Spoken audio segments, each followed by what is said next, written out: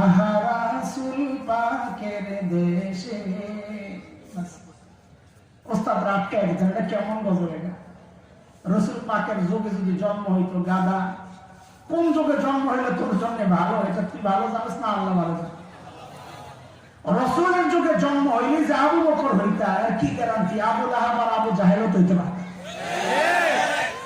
যে যুগে আসা দরকার আল্লাহ আমাকে আপনাকে ওই যুগেই পাঠাইছে। তবে একটা খুশির খবর আছে, শুনবেন?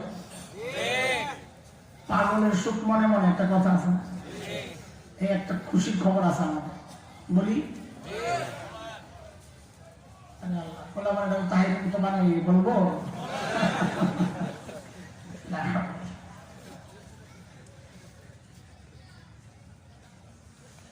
টমেটো কত কেজি এখন?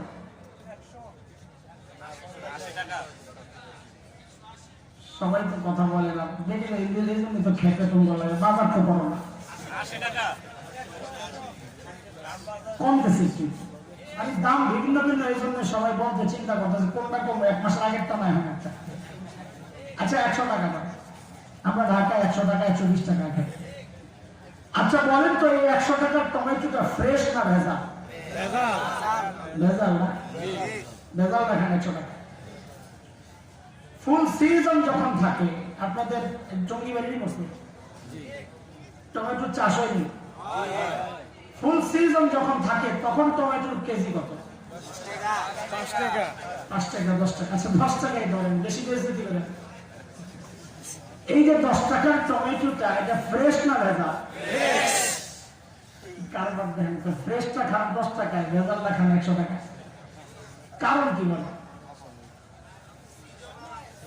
সিজন আর আনসিজন, অফ সিজন সিস্টেমই এটা। সিজনের জিনিস হয় ফ্রেশ, কিন্তু রেট হয় কম না, এটা অরিজিনাল রেট। অফ সিজনের জিনিস হয় ভেজাল, কিন্তু রেট হয় বেশি। এটাই আমাদের আনন্দ আর সান্ত্বনার উপলক্ষ। আল্লাহর সাথে যখন একা একা কথা বলবেন না, ওই যে আমার ভাই বলতেছিলেন আল্লাহর জন্য ডাকছে, তো একা একা কথা বলার সময় ঠিক এইভাবেই শক্ত করে ধরবেন, আল্লাহ পাঠাইছো তো অফ সিজনে, ফাসাদের জমানায়, ইবাদতের সিজন নবী যুগ আর খায়রুল কুরুন শ্রেষ্ঠ যুগে তো পাঠাও নাই, পাঠাইছো ফাসাদের জমানায়, ফিতনার জমানায়, অফ সিজনে। আল্লাহ তো বলবেন আমি তো জানি তোরে কোন সিজনে পাঠাইছি, যেহেতু অফ সিজনে পাঠাইছো আমরা আমল একটু ভেজাল হইব, কিন্তু রেটটা বাড়ায় দেওয়া লাগবে। ঠিক আছে না কথা? আমি বানায় বলতেছি না, হাদিসে ইঙ্গিত আছে, এই জন্য বলতেছি। একটা হাদিসটাও শোনে, নাইলে পরে বেশ লাগে। আল্লাহর হাবিব সাল্লাল্লাহু আলাইহি ওয়াসাল্লাম বলেছেন, মান তামাসসাকা বিসুন্নতি ইনদা ফাসাদি উম্মতি ফালাহু আজরু। শোনার জন্য বলছি, আমি ডাইরেক্ট বললে তো পরে আমার ভুল ধরতেন, যে একটা ভুল হাদিস পড়লো। মুফতি আব্দুল মালিক দামাত বারাকাতুহুল আলিয়া বলেছেন, মিয়া সহ হাদিসটা দুর্বল, মিয়াটা বাদ দিলে হাদিসটা পুরো ঠিক আছে। এবার হাদিসটা শুনুন। আল্লাহর হাবিব বলেন, মান তামাসসাকা বিসুন্নতি ইনদা ফাসাদি উম্মতি ফালাহু আজরু শাহীদ। নবী বলেন, কেউ যদি ফাসাদের জমানায়, ফিতনার জমানায়, শেষ জমানায়, আমাদের বুঝার জন্য বলি অফ সিজনে, কেউ যদি সুন্নতকে আঁকড়ে ধরে, নবী বলেন আল্লাহ তাআলা তার ওই আমলের রেট বাড়ায়া দেন। বলে রেট বাড়ায়া কি দেন? বলে শাহাদাতের কি দেন? শাবাশ, কেড়ে পেল মর্যাদা। সাদ্দাম, বাপের বেটা সাদ্দাম, ওই সেই সাদ্দাম নেই, পুরান লাগবে না। এক পাগল আমার খুব জ্বালা, এর লেগে হাঁটতে উঠে দেখেন নাই আমার, আপনি আমার আচ্ছা। আজরের তর্জমা অনেকে বলে মর্যাদা, এটা ভুল। আমরা হাদিস পড়ি ভুল, পাবলিক তর্জমা করি ভুল। আজর মানে মর্যাদা না, আজর মানে সওয়াব।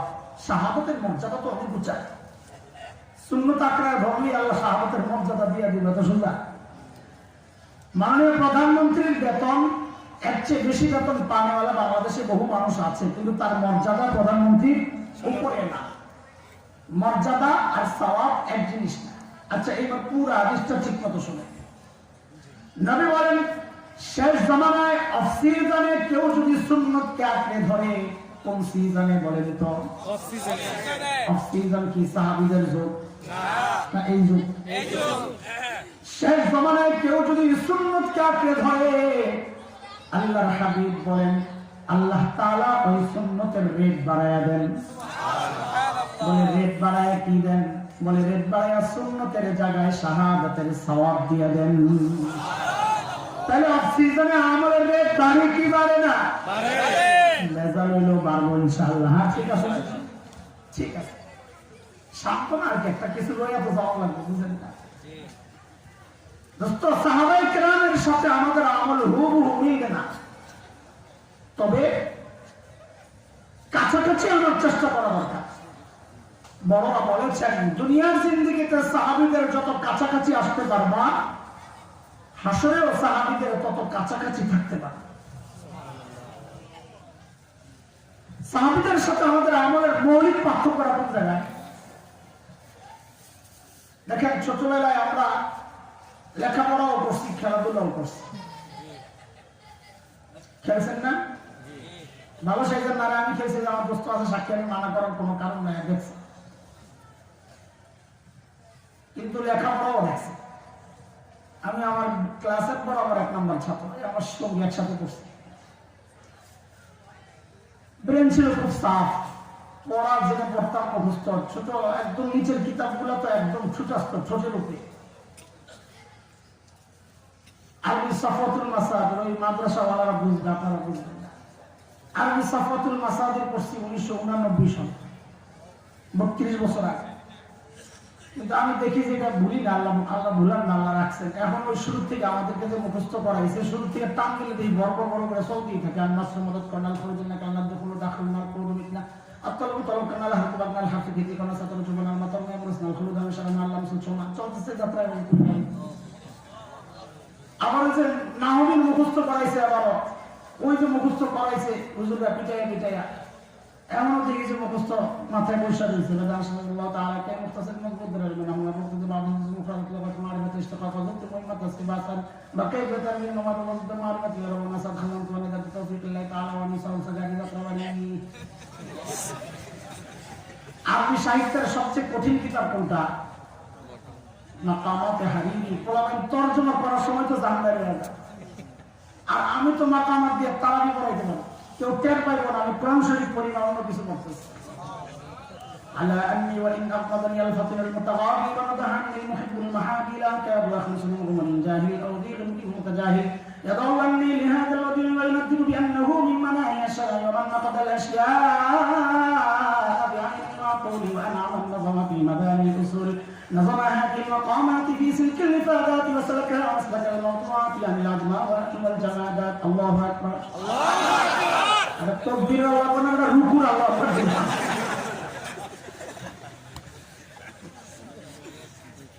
লেখাপড়ার হালত ছিল এটা, খেলাধুলা করছি কিন্তু লেখাপড়াও করছি। এখনকার বাচ্চারাও খেলাধুলা করে, লেখাপড়াও করে। পার্থক্য কোন জায়গায় আমাদের সাথে? আমরা লেখাপড়া করতাম, ফাঁকে ফাঁকে খেলাধুলা করতাম। আর এখনকার বাচ্চারা খেলাধুলা করে, ফাঁকে ফাঁকে লেখাপড়া। ঠিক সাহাবায়ে কেরামের সাথে আমাদের পার্থক্যের মূল পয়েন্ট এটা। সাহাবায়ে কেরাম আখিরাতের কাজ করতেন, দুনিয়ার কাজও করতেন। আমরা দুনিয়ার কাজও করি, আখিরাতের কাজও করি। পার্থক্য কোন জায়গায়? সাহাবায়ে কেরাম আখিরাতের কাজ করতেন, ফাঁকে ফাঁকে দুনিয়ার কাজ করতেন। আর আমরা দুনিয়ার কাজ করি, ফাঁকে ফাঁকে আখিরাতের কাজ। এই দূরত্ব যত কমানো যাবে, হাসরে তত কাছাকাছি থাকা যাবে। বুঝে আসতেছে কথা না? মাথা পরে রয়েছে বিরিয়ানি। যদি কোথাও যায় দেখি যে খাওয়ান আছে, তো বয়ান করতে আমার খুব কষ্ট লাগে। যারা বসছে কোন কামে বসছে আল্লাহ জানে। আল্লাহ তুমি মনটারে ঘুরাই দাও এই গরিবের দিকে। আয় আল্লাহ। মুহতারাম হাজিরিন, খেয়াল করেন, অল্প সময়, বেশি লম্বা সময় নেব না আপনাদেরকে। অনেক সময় কথা শুনছেন না আপনারা, যত তাড়াতাড়ি শেষ করা যায় ইনশাআল্লাহ। বিরিয়ানি ঠান্ডা হয়ে যাবে।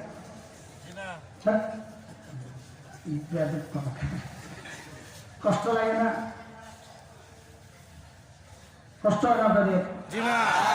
হয় হয়। আমারে মহব্বত করেন না? আমার কষ্ট আপনাদের কষ্ট না? এবার কোন কষ্ট লাগেনি তো তাড়াতাড়ি শেষ করুন ইনশাআল্লাহ। সাহাবায়ে কেরামের সাথে আমাদের আখিরাতের প্রস্তুতি একটু মিলান। কেন মিলাবেন এটা মাথায় রাখেন। আগে শুরু থেকে মনোযোগ দিয়ে লাইনে লাইনে চলতে থাকেন, এলোমেলো যেন না। কি বলতে চাইতেছি এটা যেন এখান থেকে নিয়ে যাই, এখান থেকে একটা মেসেজ নিয়ে যাব। কিছু তো নিয়ে যেতে হবে না, উড়াধুরা কিছু কথা শুনলাম মজা লাগলো, এটা তো বয়ানের মাকসাদ না। না, আমার আজকের মুহূর্ত পরের মুহূর্ত যেন আজকের মুহূর্তের চেয়ে ভালো হয়, ওই উদ্দেশ্যেই তো বসা। বলে যাওয়া মানুষগুলো যেন মালিককে আবার ধরে আঁকড়ে, ওই তো এটাই তো মাকসাদ না। তো খেয়াল করে শোনেন, সাহাবাইদের আখিরাতের ফিকির কেমন ছিল, আখিরাতের প্রস্তুতি, আখিরাতের ভয় তাদের কলিজায় কিভাবে ঢুকছে, একটু চলেন দেখে আসি। তাইলে কেন দেখবো? নিজের অবস্থান তো নিজের জানা আছে, সাহাবিদেরটা জানলে বুঝবো দূরত্বটা কত। টার্গেট থাকবে কমানো, দূরত্ব কমানো। বুঝে আসছে না? সাইয়েদনা আবু বকর সিদ্দিক রাদিয়াল্লাহু আনহু যখন খলিফা, তো ওনার রাষ্ট্র পরিচালনার একটা সিস্টেম ছিল। দরবারে বিধবা অসহায় নারীদের লিস্ট থাকতো। কেন? স্বেচ্ছায় যদি কেউ খিদমত করতে চায় ওই লিস্ট ধরে চলে যেত। এটা অনেক সওয়াবের কাজ। নবী আলাইহিস সালাম বলেছেন, যারা ইতিম আর বিধবার দায়িত্ব নেয় ওই ব্যক্তি আর আমি নবী জান্নাতে পাশাপাশি থাকবে। এটা তো এই সমাজের একটা কুৎসিত চেহারা। এই সমাজের কিছু মানুষ অন্য বিধবার দায়িত্ব আদায় কর্মে থাকবেন কথা, নিজের বিধবা মায়েরও তো খবর রাখা আছে কি নাই পড়া কথা। তো একদিন হযরত ওমর রাদিয়াল্লাহু আনহু আসছেন দরবারে, আবু বকরের দরবারে। কোন নাম ঠিকানা নিয়ে বুড়ির বাড়িতে কাজ করতে যাবে, এই জন্য চিন্তা করে ওমর কত বড় মানুষ, অথচ আখিরাতের চিন্তায় আসছেন বুড়ির কামে। আমরা তো বাজার করতে ইতস্ত লাগে, এখন হাতে ব্যাগ নিতে ইতস্ত লাগে। মানুষ কি করে? ওই যে ভিতর অহংকারে গরম হয়ে গেছে। অথচ ওমরের মতো মানুষ আসছেন বুড়ির কাজ করবে, ঠিকানা নেওয়ার জন্য। খোঁজো মজে একটা পাইছে, পাইয়াই চলে গেছেন হযরত ওমর পরদিন সকালে ফজরের পর পর বুড়ির বাড়িতে। কখন বলে? জিজ্ঞেস করতেছি কেন? জিজ্ঞেস করে কথা বললে মনোযোগ আসে ভালো। এটা কোরআনের সিস্টেম। আল্লাহ কারিয়ার পরিচয় দিবেন তো আল্লাহ কি বলতেছেন? আল কারিয়া, মাল কারিয়া, ও মাহতারাকুম কারিয়া। কারিয়া কি? কারিয়া চিনে তো এত কিছু বলার দরকার কি? ডাইরেক্ট বললেই তো হয় কারিয়া কি। কোনটা মনোযোগ আকর্ষণের একটা কৌশল, এটা প্রশ্ন করে নিতে হয়। বলেন হযরত ওমর কখন গেছেন? কারণ কি? কারণ সাহাবায়ে কেরাম দিনের কাজ শুরু করতেন একদম সকাল সকাল। কেন? কারণ নবী আলাইহিস সালাম যারা সকালে কাজ করেন তাদের জন্য বরকতের দোয়া করছেন আল্লাহর কাছে। শেখ ইবনুল কাইয়িম বিখ্যাত আলিম, তার বিখ্যাত কিতাব জাদুল মাআদ আছে। শেখ ইবনুল কাইয়িম বলেন, যারা সকালে ঘুমায় তাদের ঘর থেকে জিন্দেগিতে অভাব দূর হবে না। এবার শীত আসতেছে না, কম্বল মুড়ি দিয়া ঘুমায়েন, আর বিকালে হুজুরের কাছে আসেন একটা তাবিজের লেগে, হুজুর ব্যবসায় বরকত নাই। বরকত তো সকালে ঘুমায় খাই বুঝবে না। পরদিন সকাল সাইয়েদনা ওমর ইবনুল খাত্তাব বুড়ির দরজার সামনে দরজা নক করে বলে, মারি আপনার ঘরের কাজগুলো করার জন্য আমি ওমর ইবনুল খাত্তাব হাজির। আরে কত বড় মানুষ! ওমর বুড়ির বাড়ির সামনে দাঁড়ায়া বুড়ি ভেতর থেকে জবাব দেন, বাবারে প্রতিদিন যে আল্লাহর বান্দা আমার ঘরের কাজগুলো করেন তিনি ইতিমধ্যেই কাজ করে চলে গেছেন। কখন? কখন? ফজরের পরে তো যায় কাজ পান নাই, তো কাজ করছে কখন? হযরত ওমর চিন্তা করেন, তাইলে আমাকে আরো আগে আসা লাগবে। ওই চিন্তায় সাইয়েদনা ওমর ইবনুল খাত্তাব পরদিন তাহাজ্জুদের ওয়াক্ত বুড়ির দরজা নক করে বলে, মারে আপনার ঘরের কাজগুলো করার জন্য আমি ওমর ইবনুল খাত্তাব হাজির। হযরত ওমরকে অবাক করে বুড়ি জবাব দিচ্ছেন, বাবারে প্রতিদিন যে আল্লাহর বান্দা আমার ঘরের কাজগুলো করেন তিনি ইতিমধ্যেই কাজ করে চলে গেছেন। কখন? তাহাজ্জুদের সময়। তাহাজ্জুদের সময় চিনেন না আপনারা? কখন? হ্যাঁ, আরো কি একটা মতামত দেন না, একটা লাভ আছে তো।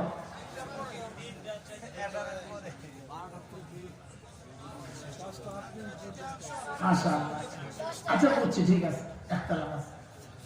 ওইটা আমার মাকসাদ না, আমার মাকসাদ আমার কাছে একটা ডিজিটাল ব্যাখ্যা আছে। সেটা হলো এই যুগের পোলাপাইন ফেসবুক আর ইউটিউব বন্ধ করে যখন ঘুমাইতে যায়, এতে করে সবচেয়ে বিপদ হয়েছে রাত্রে যারা চুরি করতে হবে না।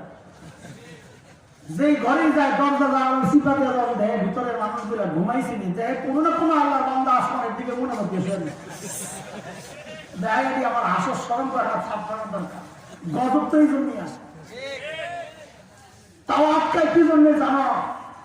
আটকায় হলো তুমি তো ওই টাইমে ঘুমাইতে যাও, কিন্তু দুনিয়ার কিছু আল্লাহর ছোট্ট ছোট্ট কিশোর বাচ্চা শিশু ওই কওমি মাদ্রাসায় ওই টাইমে উঠা তেলাওয়াত শুরু করে, ওই জন্য গজব আটকায়।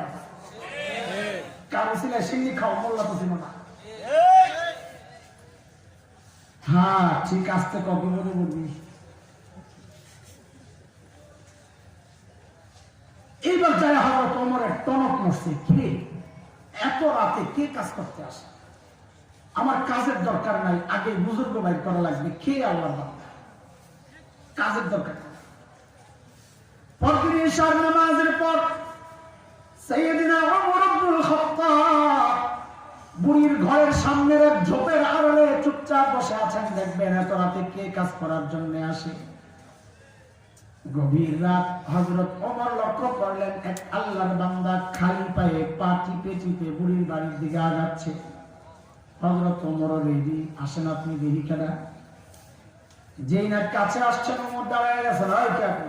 বাপরে ওমরের যে আওয়াজ, রাতও গভীর, মানুষটাও একা।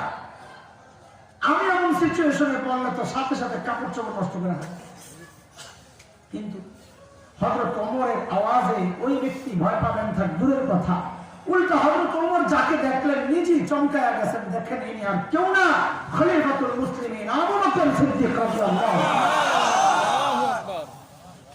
তো অবাক হয়ে গেছেন, আবু বকর আপনি কে?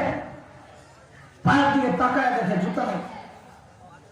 আবু বকরকে ওমর বড় ভালোবাসতেন, এমনি লাগা থাকতেন। লাগা মানে আমার চেয়ারম্যানই লাগানো নিয়ে কাছ থেকে আমার বেশি করতে পারে, ওই লাগা খুব মহব্বত করতেন। ধরছেন, হয় পায়ে জুতা নেই কেন? আরবের জমিন তো বাংলাদেশের মতো মসৃণ না, সেখানে কাটা পাথরের টুকরা ভরা। খালি পায়ে আসছেন কেন? আহারি সাইয়েদনা আবু বকর জবাব দেন, ওমর জুতা পরলে আওয়াজ হয়, লোকে জেনে যায়, আমি তো কেবল আমার মালিককে জানাতে চাই। আর আমাদের অবস্থা কি? আমল একটু করি আর চারিদিকে তাকাই, কেউ দেখলো কিনা, না দেখলে তো আমলে মজাই লাগে। আমার কথা বলতেছি আপনাদের। আহা, ওমর ধরছেন আবু বকর, বুঝলাম, ঠিক আছে, আপনি আসছেন এটা তো সারাদিন প্রশাসনিক কাজে ব্যস্ত থাকেন, রাতে একটু ঘুমাবেন, তা না আপনি আসছেন কেন রে ভাই? আমরা মরে গেছি, এই কাজগুলো আমাদেরকে দেওয়া যেত না? তো আবু বকর কি জবাব দিলেন দোস্ত? ওই জবাবটাই আমার বয়ান, অল্প কথা, কিন্তু জবাবটা আমি আপনাদেরকে এখনই শোনাচ্ছি না। কেন? কারণ জবাবটার ওজন কত এটা বুঝতে হলে আগে আবু বকরের ওজন বোঝা লাগে। কারণ ব্যক্তির ওজনের উপর কথার ওজন ওঠানামা। আপনাদের বালিগাঁও বাজারে এক পরিচিত ভিক্ষুক আছে, ভিক্ষা করে করে খায়। আপনাকে দেখাই বলে, কাউকে দেখা করে তোমার খুশি করে দেবে। আপনি মনে মনে হাসেন, নিজে ভিক্ষা করে খায়, আমাদের খুশি করবে। কিন্তু একই কথা যদি এলাকার এমপি সাহেব বলেন, আই কাউকে দেখা করে খুশি করে দেবো, তখন কি হাসবেন না আশাবাদী হবে? কথা তো একটাই, ওই যে ব্যক্তির ওজন বেড়ে গেছে, তো কথারও ওজন বেড়ে গেছে। একই কথা যদি মাননীয় প্রধানমন্ত্রী বলেন, আই কাউকে দেখা করে খুশি করে দেবো, তা আপনারা কি করবেন জানি না, আমি তো সারা ঘুমাবো না, আল্লাহ জানি কি পেয়ে গেছে। ব্যক্তির ওজন বাড়লে তো কথারও কি বাড়ে? আবু বকর কত বড় মানুষ এটা না বুঝলে জবাবটার ওজন বুঝবেন না। আমি আপনি জবাব দিলে কোনো মূল্য ছিল না, কিন্তু জবাবটা যেহেতু আবু বকরের, তার ওজন অনেক। আবু বকর কত বড় মানুষ ছিলেন, আহা কি বলবো আবু বকর সম্পর্কে। আমার তো এলম কালাম নাই, তারপর আবু বকর সম্পর্কে যতটা জানি রাতকে রাত শেষ হবে। এত মহান ব্যক্তি আবু বকর, যত পড়ি তত মুগ্ধ হই, কি মানুষ এটা।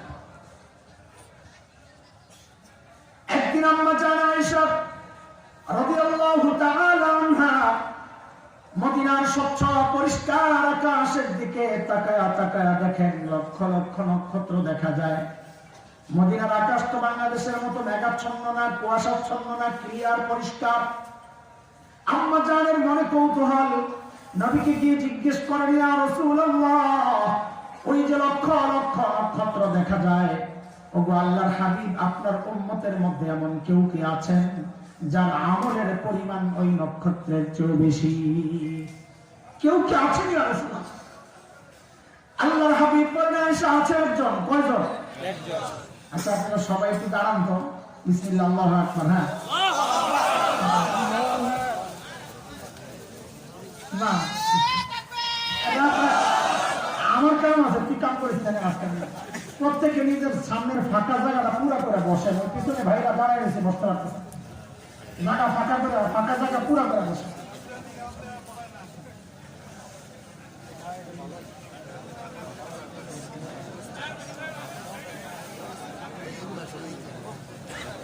বসে যা, বসে যা। দুইবার করে তো আমার মুসিবত। বৈশা যান বানায় লাগবো, বৈশা যান, বৈশা বসে যা। এই তো কত জায়গা খুলতে বাসা। হ্যাঁ, ফাঁকে ফাঁকে ঢুকে যা।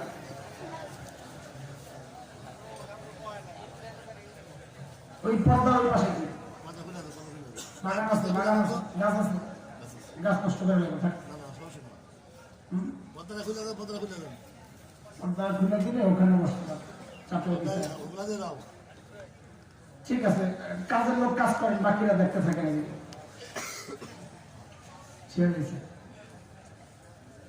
খেয়াল করেন, এদিকে তাকান। মাশাআল্লাহ, বিসমিল্লাহ। আল্লাহর হাবিব বলেন, আয়েশা আছে একজন। কয়জন? আম্মা জান তো মনে মনে খুশি, জানি তো একজন কি, আমার আব্বাই তুই। চা খাবো না, তুমি খাবো। মনে খাওয়া যাবে, মনে করেন আমি চা খাই না, আরেক মুসিবত। বয়ানের পরে দিবা রোমেনিয়া, এখানে চা খাবো, আমার সবাই তাকায় থাকবো, আমার পেটে শুধু আমার কামনা খেয়ে গেল।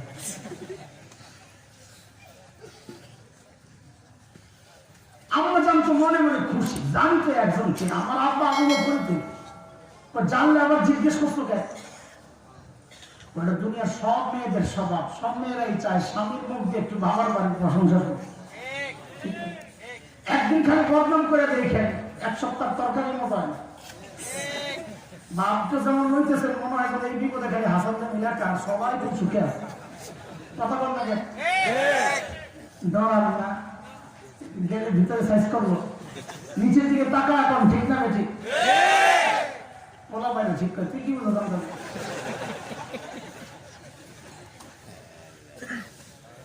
খুব খুশি না, রেডি করে সাইজ করতেছি। আমরা তো পারি না, ভাড়া দিকে হুজুরে আনছি সাইজ করতেছি। গাদা সাইজ তোমারে করা হচ্ছে, তুমি চেন পাও না কেন? তার মা বাবার প্রশংসা করলে তার ভালো লাগে, বদনাম করলে কষ্ট লাগে। সন্তান হিসাবে এটাই তো হওয়ার কথা। ওরা তো বলতো, তুমি নিয়া এই বউ যখন তোমার কানে মা বাবার বদনাম ঢুকায়, তোমার কষ্ট লাগে না? বউয়ের কথায় যায় মা বাবার সাথে খারাপ আচরণ। খারাপ তো তুমি, বউ তো ঠিকই আছে। আম্মা জান তো আশায় বসে গেছেন, নবী বলবেন আবু বকর থাক থাক, কিছু বলে লাইটটা অনেক পাওয়ার, তুমি আমারে মারলে আমার চোখ কানা হয়ে যাবে, আর মাইরো না। আর ভাই চলে গেলে আমিও মারছি, এমন করেন চুপ থাকেন। এর যে বয়স, এর লাইট মার নাই যে আমার বাড়ি মারে না, আমরা শুক্রিয়া আদায়। বাচ্চা না, মাহফিল মসজিদের থেকে অনেকে বাচ্চা তারা অনেক মসজিদে জালেমরা লেখা রাখে বাচ্চা আসা নেই, বিধান দরকার। মসজিদ আর মাহফিলে বাচ্চা না থাকা এটা খারাপ লক্ষণ, বাচ্চা থাকা এটা শুভ লক্ষণ। মানে কি, এই এলাকার আরেকটা প্রজন্ম দিনের জন্য তৈরি হইতেছে। বাচ্চা নাই মানে শূন্য, পরবর্তী প্রজন্ম নাই, কনসার্ট করবে নিয়ে।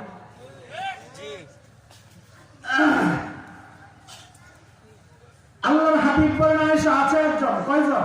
একজন। ও আয়েশা, আমার যে উম্মতের আমল ওই নক্ষত্রের চেয়ে বেশি। আয়েশা সে হচ্ছে ওমর ইবনুল খাত্তাব। কে? ওমর ইবনুল খাত্তাব। এইবার আপনারা জানেন চেহারার অবস্থা একেবারে মলিন হয়ে, নবী তো চেহারা দেখেই বুঝছেন আয়েশার ভিতরে গন্ডগোল চলতেছে। এটা তো বলে কথা, face is the index of mind. মানুষের ভিতরে কি কাজ করে এটা তো চেহারায় প্রকাশ পায়। আর স্বামী স্ত্রী হলে তো কথাই নাই, জামাই একটু মাইন্ড করলে বউটার পাক, বউ একটু মাইন্ড করলে জামাইটার পাক। আর আমার নবী তো সেই ব্যক্তিত্ব যিনি জীবজন্তু কষ্ট পাইলে ওটার পাই, তো স্ত্রীত্ব আরো সুন্দর করে এটা পাওয়ার কথা। আল্লাহ রাসূল বুঝছেন আয়েশার ভিতরে গন্ডগোল চলতেছে, তো নবী সান্ত্বনা দিচ্ছেন, আয়েশা তুমি ভেবেছিলে তোমার বাবার নাম বলবো না? আরে আয়েশা শোনো শোনো, তোমার বাবা আবু বকরের হিসাবটাই আলাদা, সবার সাথে কেন মিলাও? আমার গোটা উম্মতের আমল যদি এক পাল্লায় করা হয় আর একা তোমার বাবা আবু বকরের আমল যদি আরেক পাল্লায় করা হয়, আয়েশা আবু বকরের আমলের পাল্লা ভারী হয়ে আছে। আহারে আবু বকর কত বড় মানুষ। একদিন হযরত ওমর আসছে, আয়েশা বলেন দোস্ত একটা লেনদেন করতে চাই আপনার লগে। তা আবু বকর বলেন কি করবেন আপনি, কি লেনদেন? দোস্ত আমার সারা জিন্দেগির যত আমল আছে সব আমল আপনারে দিয়ে দিতে চাই। আবু বকর বলছেন চিন্তায়, ওমর এত ভালো মানুষ, সারা জিন্দেগি উনি আমার সাথে আমল নিয়ে করলেন প্রতিযোগিতা, আর এখন বলে সব দিয়ে দেবেন, না রে আরে কোনো গুমর আছে। আবু বকর মানুষ সরল সোজা কিন্তু ব্যর্থ না, কথা বলেন না? এই যে হযরত উলামা একরাম দেখতেছেন সে আরেকটা দিয়ে তাকায় দেখেন, পাবলিক মনে হুজুর কিছু বুঝে না, আর যে সরল সোজা বোকা না, যার সিনা কোরআন হাদিসের ইলম সে বোকা হয় না, বোকা তো সে যা আসমানি ইলম থেকে বঞ্চিত। উল্টা বুঝেন না? আমাদের মুফতি দেলোয়ার সাহেব হুজুর দামাত বারাকাতুহুল আলিয়া গল্প শোনাইছেন মুস্তাফা হুসাইনি রাহমাতুল্লাহি আলাইহি। আলেম যে বোকা হয় না ওই গল্প শোনাইতেছে। হযরত বসছেন এক রেস্টুরেন্টে খাইতে, খাওয়া দাওয়ার পরে চেটে চেটে খাচ্ছেন সুন্নত তরিকায়। একটা হাড্ডি ছিল, বসে বসে হাড্ডিটা চাবা। পাশের টেবিলে ভদ্রলোক বসে বসে চা খায়। কি খায়? চা খায়। দুনিয়ার বহু পাবলিক আছে, এই দাড়িওয়ালা টুপিওয়ালা দেখি চুলকানি শুরু, এটা শুরু টঙ্গিবাড়ি নাই, আর সব জায়গায় আছে। আচ্ছা আচ্ছা, ওই ব্যাপারে আমি কথা বলি। কাপ্তারে বাম হাতে লইয়া হুজুরের কাছে আসছে। এক্সকিউজ মি, আপনার এলাকায় কুত্তায় কি খায়? বদমাইশ। ওই যে হুজুর যে হাড্ডি খাইতেছে, হুজুর একটা খোসা মারার লেগে আপনার এলাকায় কুত্তায় কি খায়, মানে দুইটা অর্থ হইতে পারে যে আপনি আর কুত্তা বরাবর, অথবা কুত্তার খাওয়ান আপনি খাই নিতেছেন। অসভ্য। এমন করছে মগা মগা হুজুর, এই কথা জিজ্ঞেস করলে মনে হয় স্বর্ণে কানতে কানতে বেউসে আছে। দেখা তো যায় না এটা মাল, এই তো খবর নাই। যে কথা জিজ্ঞেস করছে হুজুরের ওর দিকে তাকায় না, হাতটি চালায়, কুত্তায় চা খায়। যা এবার যা কাম কি মৌলবি কি হয় না? আপনারা কি মনে করেন আমরা আপনারা মনে করেন আমরা সব ব্যাখ্যা করব না?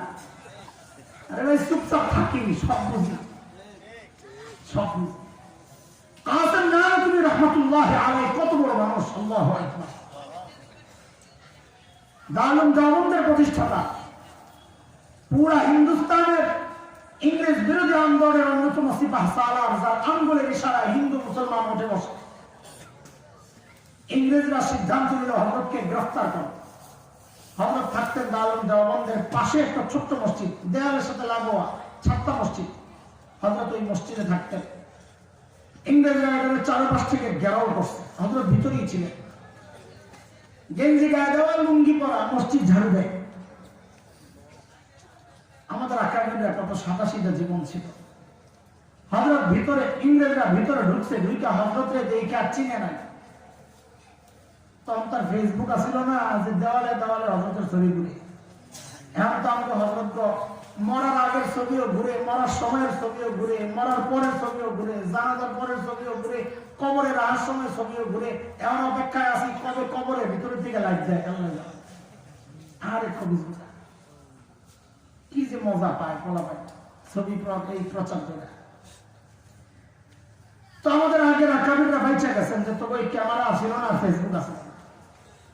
তো ইংরেজরা তো দেখে চিনে নাই, কারণ এদের ধারণা ছিল এত বড় নেতা কাছে ম্যাক্সিমাম তো একটু সাদা সিধা মানুষ, ছোট ছোট মানুষ। এরা মনে করছে এত বড় নেতা, একটা তো কমপক্ষে দাম লাগে হুজুরের মতো হবে, এত বড় নেতা। তো যারা কাসেম নাম তুমি কি জিজ্ঞেস করতেছে, কাসেম নাম তুমি কাহা হয়, কাকে জিজ্ঞেস করতেছে?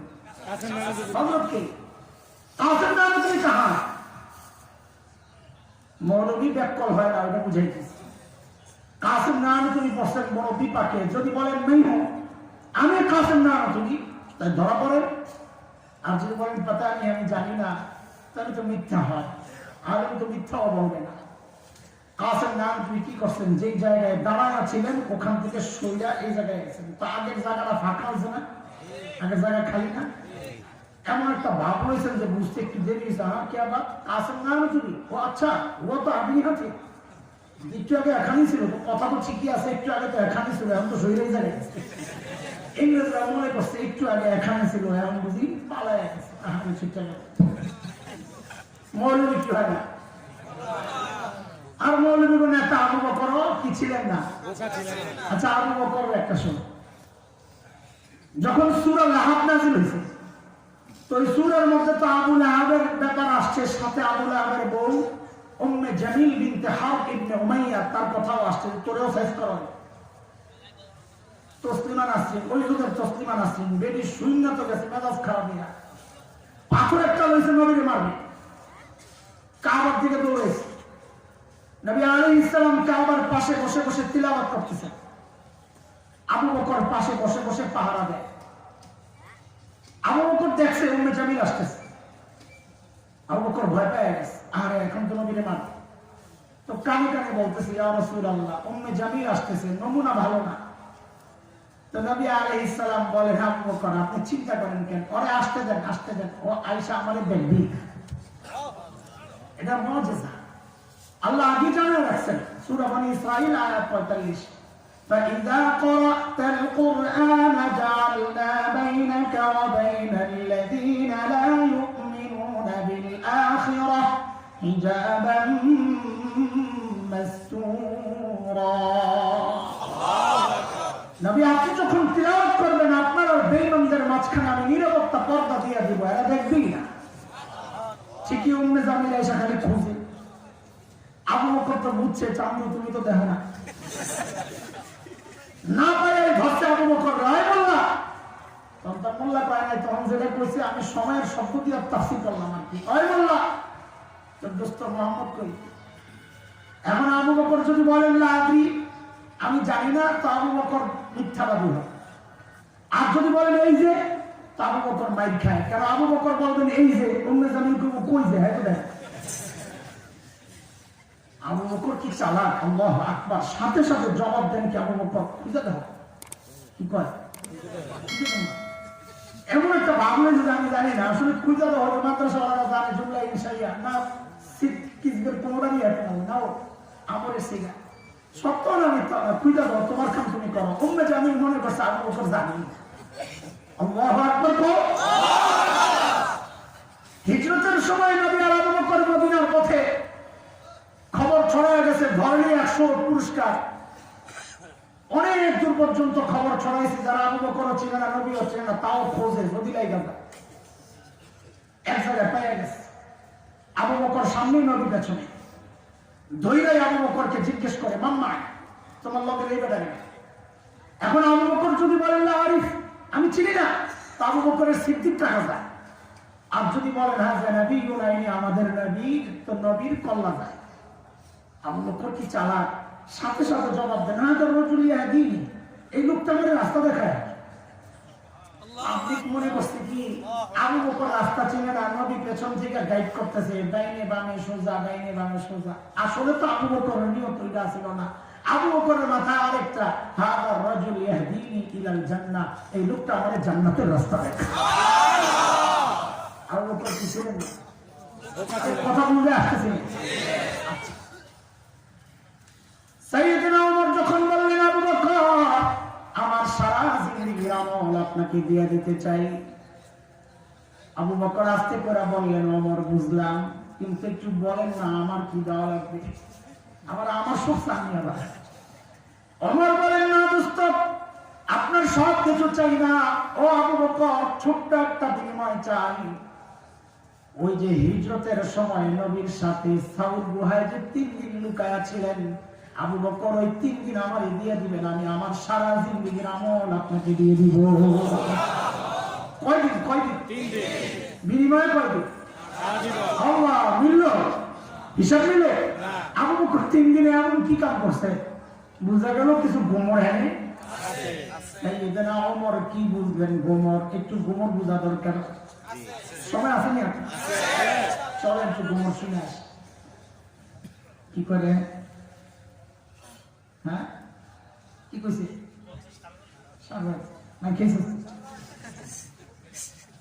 পিসা ওয়াজ করছে যে এলাকা আল্লাহ কবর থাকে আশেপাশের কবরওয়ালারাও রহমত পায়। পিসা ওয়াজ করে গেছে ঘরে। আগেরকার দিনের বক্তারা তো ওয়াজ করে আমাদের মতন ফুট করে যাইতো না, সকালে থাকতো মুরগি ডিম ডুম সব আবেদনে লইয়া করে বিদায় দিত। খাদেমের দৌড়ে পিসাব দেখে যে বাইরে সিরিয়াসলি হইতেছে। খাদেম লোক যাতো দেখতো কি জন্য পন্ডা করে পন্ডি করতে বললাম।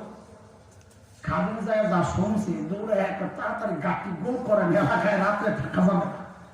কি সমস্যা? তো ওয়াজ করছেন এলাকার বুজুর্গের কবর থাকলে আশেপাশের কবরওয়ালারাও রহমত পায়। এলাকার মানুষ তো আমরা এলাকায় তো কোনো বুজুর্গ নাই, হুজুরে নাই রাখেন। আমি বইরা যাই হ্যাঁ সারা প্রশ্ন জালে দেখে থাকা। চলেন চলেন সাউথ গুহায় একটু গোমর বাইর করা লাগবে। চলে আচ্ছা গুহার ভেতরে ঢুকার আগে চলেন গুহার মুখটাকে আগে একটু বন্ধ করে আসি। এখন আপনাদের ওয়াজের পরীক্ষা হবে। ওয়াজ মুখস্থ রাখেন না, ভুলে যান, এটা পরীক্ষা হবে। বলেন তো গুহার মুখের মধ্যে কে কে বাসা বানাইছিল? মাশাআল্লাহ, ওয়াজ তো মনে আছে দেখা যায়। কিন্তু আরেকটা পরীক্ষা হইব, এই যে নূরপুর মাদ্রাসার পক্ষ থেকে পুরস্কার দেওয়া হবে সঠিক উত্তরদাতাকে। মোতায়েন সাহেব আচ্ছা, মোতায়েন সাহেব ব্যস্ত থাকবেন, অথচ আমি তুমি পুরস্কারটা দিয়ে দিবেন ইনশাআল্লাহ। সঠিক উত্তরদাতাকে পুরস্কার দেওয়া হবে। বলেন তো কবুতরে ডিম পাচ্ছিল উপায়? 3টা, একটাও না। বাংলা কবুতর বাড়াইছে আল্লাহ নবী কি কয়টা কম জাতের কবুতর বাড়াইছে? আপনার চিন্তা হয় 3টা। আর কয়টা?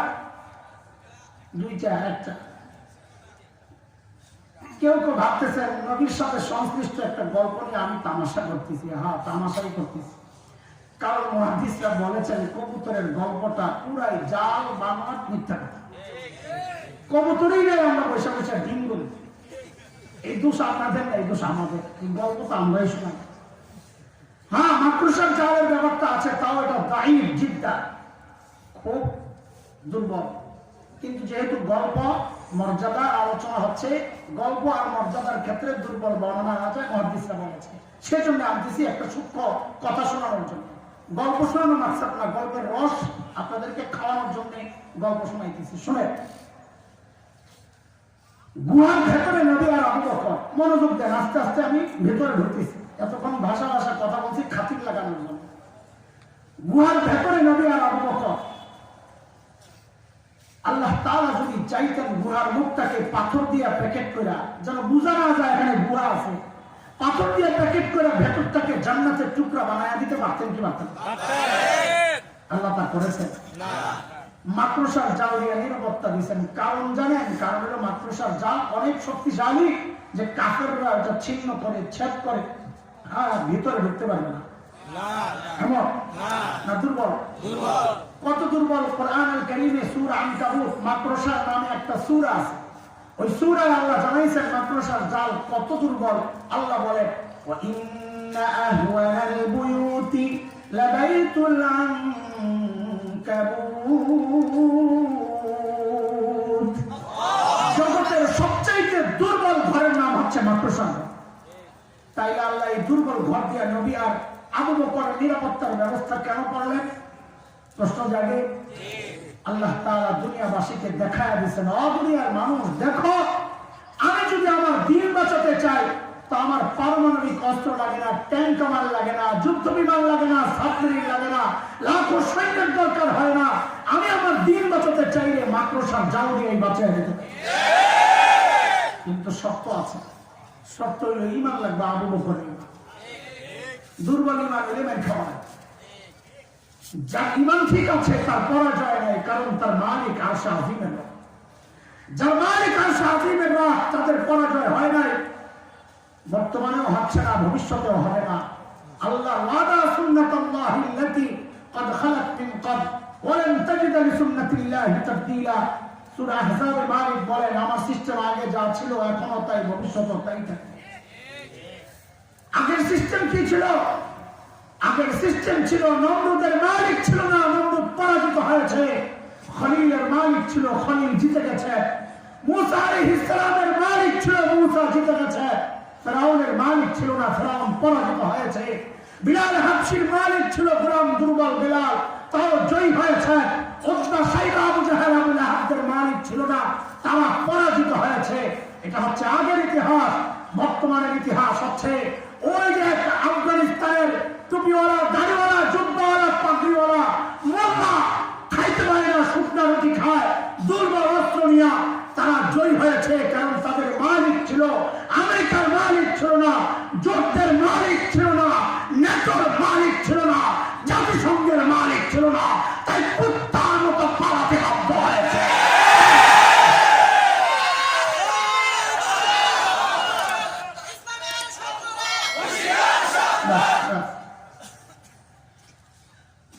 শাহ উমর মুখতার লিবিয়ার বিপ্লবী বীর, শতাব্দীর অন্যতম শ্রেষ্ঠ বিপ্লবী বীর।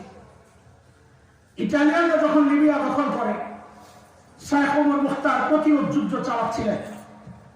মাঙ্গা, কুরআন, রাইফেল, কিছু সাথী, ইমানি শক্তি। ইটালিয়ানরা সিদ্ধান্ত নিল বম্বিং করবে। ইতাকান খেলে এসে বললেন, হযরত এলাকা ছাড়তে হবে। বলে কেন? বলে আমাদের কাছে তো বিমান বিধ্বংসী অস্ত্র নাই, আমরা কিভাবে জয়ী হব? মারা পড়ব, চলেন যাই না। শেখ উমর মুখতার ইমাম দীপ্ত এক আজীব জবাব দিয়েছেন। ইমাম দীপ্ত এক আজীব জবাব দিয়েছেন, পাল্টা প্রশ্ন করে। শেখ জানতে চাইলেন, আচ্ছা ওদের বোমারু বিমানগুলো কি অনেক শক্তিশালী? অনেক শক্তিশালী।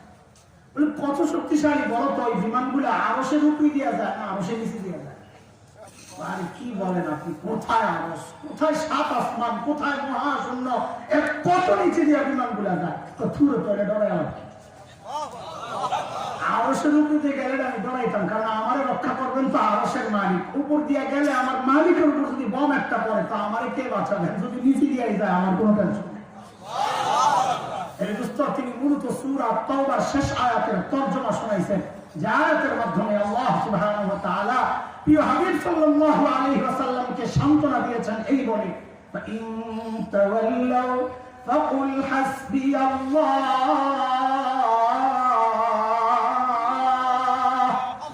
লা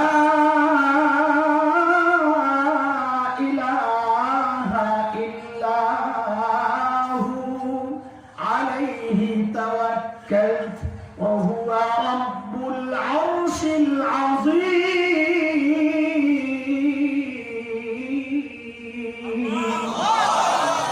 আমাদের রব কে? আরশে আযীমের মালিক। যাদের মালিক আরশে আযীমের রব, তাদেরকে পরাজিত করে এমন কোন শক্তি দুনিয়ায় আসে নাই, আসবেও না ইনশাআল্লাহ। চলেন এবার গুহার ভিতরে যাই, মুখ বন্ধ করলাম, একটু একটু করে আগে। আল্লাহর হাবিব সাইয়েদনা আবু বকরের কোলে মাথা রেখে ঘুমাচ্ছিলেন। ঘুম থেকে উঠে দেখেন যে আবু বকরের চেহারার মধ্যে চিন্তার ছাপ। আবু বকরের চিন্তা কার জন্য? নিজের জন্য না নবীর জন্য? আবু বকররা নিজের চিন্তা করেন। আর আবু বকর তো পাক্কা ইমানদার। এই দুর্বল ইমানদার যেগুলো আছে, এগুলোরও যদি বলা হয় নবীর ইজ্জত রক্ষায় কল্লা দরকার, শুধু আমারটা আগে হাজির। ঠিক কিনা? রাজি আছো? ইনশাআল্লাহ। ইনশাআল্লাহ নবীর ইজ্জত রক্ষায় আমার জীবন যদি যায়, এটা তো আমার জন্য নিয়ামত। মাশাআল্লাহ রাদিয়াল্লাহু আনহা, ফেরাউনের বাদী, বাচ্চাগুলো মেরে ফেলাইছে ফেরাউন। মাশাআল্লাহ কান্দে কান্দে কান্দে, আম কেন কান্দস? আগেই তো কইছিলাম, তখন তো ফরফর করছো, আম কান্দো কে? হযরত মাশাআল্লাহ গায়ে জালিম কান্দি ওই জন্যে যে আল্লাহ আমারে আরো কিছু বাচ্চা কেন দিল না, তাই আমি আমার সবগুলা বাচ্চা আল্লাহর জন্য কুরবানি দিতে পারছি। সুবহানাল্লাহ। একদিন যদি হাজার জীবন থাকে আমার নবীর ইজ্জত রক্ষায়, ওই জীবন দিতে আমরা প্রস্তুত ইনশাআল্লাহ। আল্লাহ কবুল করেন। আল্লাহর হাবিব জিজ্ঞেস করতেছেন, আবু বকর আপনি এত চিন্তিত কেন? আবু বকর দেখান গুহার মুখের দিকে, ইয়া রাসূলুল্লাহ দেখেন কাফেররা ঘুরতেছে, লাউ আন্না আহাদাহুম ইয়ানজুরু ইলা কাদামাই, গুহার মুখের দিকে তাকানোর দরকার নেই, এদের যে কেউ একজন যদি নিজের পায়ের দিকেও তাকায় তাও তো আমাদেরকে দেখে নেবে। নবী সান্ত্বনা দিচ্ছেন, আবু বকর আপনি ভেবেছেন কি? হ্যাঁ কি ভেবেছেন?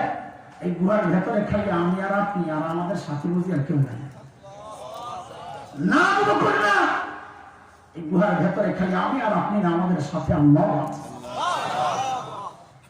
নবীর এই সান্ত্বনার কথাটুকু আল্লাহর এত পছন্দ হয়েছে, আল্লাহ কোরআনের কারীমের সূরা আত-তাওবার একটা আয়াতের টুকরা বানায় নাযিল করে দিয়েছে। সুবহানাল্লাহ। ইযহুমা ফিল গার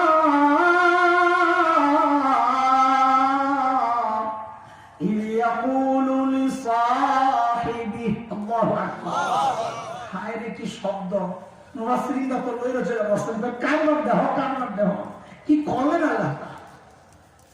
ইযহুমা ফিল গার, নবী আর আবু বকর দুইজন যখন গুহায়, ইয ইয়াকুলু লিসাহিবিহি, একজন যখন তার সাহাবীকে বললেন, খেয়াল করেন, একজন যখন, একজন মানে নবী, নবী যখন তার সাহাবীকে বললেন, সাহাবী মানে কে? আবু বকর। কে? আবু বকর। দেখছো কারবার দেখলা কি হইছে বুঝলাম না তো, কারবার দেখো, আবু বকর যে নবীর সাহাবী, এটা আল্লাহ কোরআনে স্বীকৃতি দিয়ে দিয়েছে। সুবহানাল্লাহ। ইযহুমা ফিল গার